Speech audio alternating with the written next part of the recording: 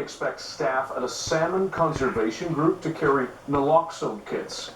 But that's the new normal for the Watershed Watch Salmon Society. It had to cancel plans to clean up a site frequented by drug users in Pitt Meadows because the city warned its volunteers they might suffer accidental exposure to fentanyl.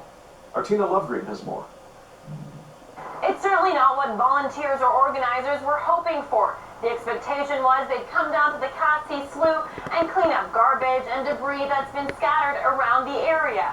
They were even prepared to pick up needles. Well, 2 years ago we did do a cleanup and we found 32 needles in this area, which is up from the previous year where we got only 5. So there was already an increase, but we were very careful with how we dealt with those needles 2 years ago. However, this year we had the additional concern of fentanyl. But then came a warning from officials of the city of Pitt Meadows.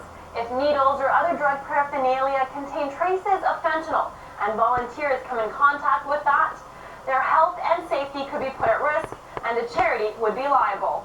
There is now the additional risk of fentanyl and accidental ingestion or contact with fentanyl.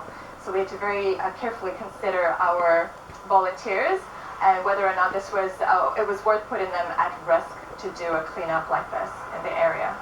The organization decided to call off the cleanup, but now it's prepared to face the new dangers that conservation brings. The campaign manager now carries an naloxone kit and has been trained on how to use it. Having to deal all of a sudden with needles and fentanyl and naloxone and the whole situation there really hits so much closer to home than ever before, because I suddenly realized how these social issues are so much more interconnected with our environmental issues, and people who don't have a safe space to use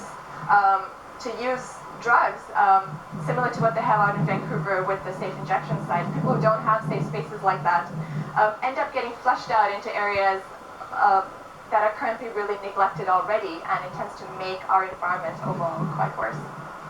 Another charity, the Fraser Riverkeeper, has also canceled plans for a school cleanup program in Chilliwack based on similar fears. Tina Lovegreen, CBC News, Pitt Meadows.